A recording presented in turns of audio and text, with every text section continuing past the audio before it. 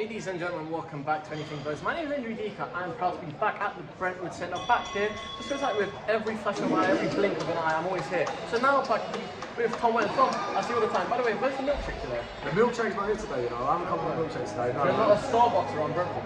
There is one here, yeah. Welland has it, but it's not open in the weekend anymore. So it's a bit disheartening, really. So we're empty-handed, but there's a back in the Brentwood Centre, back for a bit of boxing. Ironic, bittersweet. It is bittersweet. It is bittersweet.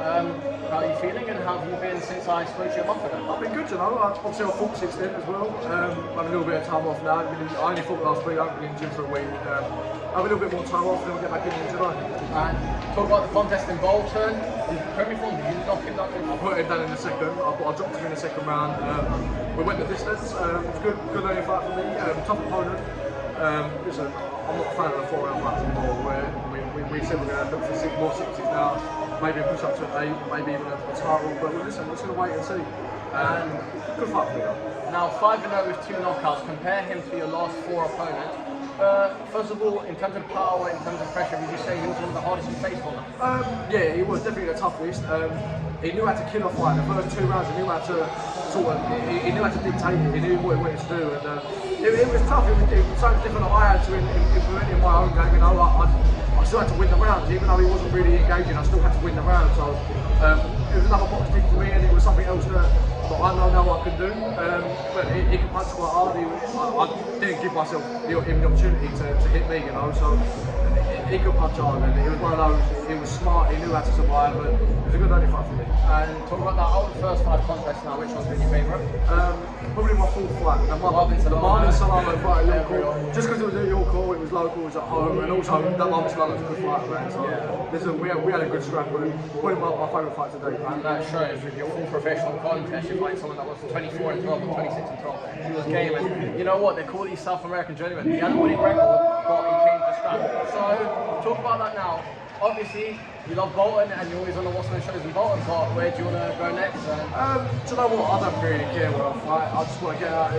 It's on TV, that's all that matters, you know. So I don't really care where I fight, where the venue is. I'll travel, I don't care. But listen, it's a nice venue next, you know. It's a nice venue. It's a local venue. It's at home. We're back home again. Hopefully, maybe there's been talks of maybe even putting it for a title. So listen, we're just going to wait and see. Whatever, like, I don't care, you know, I'll get out and fight, give me a date, I'll be there, no problem. And a big fight in the super bantamweight division on July 27th. Dennis McCann versus Yunus Paluta for the rematch, for the European title. How do you see that going? Very different fight from the first. I think Dennis didn't overlook him, but there was a lot of different factors for that camp. Now, I was smiling Dennis a lot for that camp as well, so I know how it was, but I think training in Liverpool and the stay we've got around him now, you know, I think he'll do a number on Bolton this time. I really do. I think a bigger ring, bigger venue, more at stake this time. You know, I just think that Dennis will rise to that occasion, and I really do think he'll just punch over to him. And we were meant to have Edge say, correct me if I'm wrong, there's no Edge fight. There's no Edge fighters in this one. It was meant to be Taylor versus Alex Branson Cole. Hopefully we can get that redone in the future. What are you most excited about tonight? Because obviously you said you know George, Jimmy, the Matchroom boys, and who else are you looking out for? Obviously I watched Zach Fee. I've got some good work with Zach Fee in the past, so I've watched Zach. Kevin Revell being a former stablemate of us, you know, I'm looking forward to that fight, and also just to be here in general, you know, like, it's different for me. I'm on the different side of the ropes tonight. So and always supporting Johnny. Of course, always supporting Johnny. Listen, it's good to show my face, it's good to be here. Like, Johnny's a good friend of mine, one of my personal friends, but also a good friend of the gym, you know, so it's good to support top tier and Johnny. And I love supporting you and having you around and seeing your bases. So, talk about that. Just before I let you go, Thomas Galbraith returns 27th of July in Tours. Will you be there? It does, of course I'll be there. Listen, when the Edge gym comes out for all the Edge fights, you know, of course I'll be there. Listen, Thomas Galbraith is looking on fire in the gym at the moment, you know, he's the most focused he's ever been, he knows what he wants. There's, again, potentially a title for him in the next couple of fights. We'll just wait and see, you know, but his first 6 rounder, and I think he's going to best in this fight. And just while I let you go, talk about the new podcast, and where does that come, where that idea come from? The best podcast, Get 'em Hooked. We're back, the first one went live last Friday. It's out now, Get 'em Hooked on all your socials.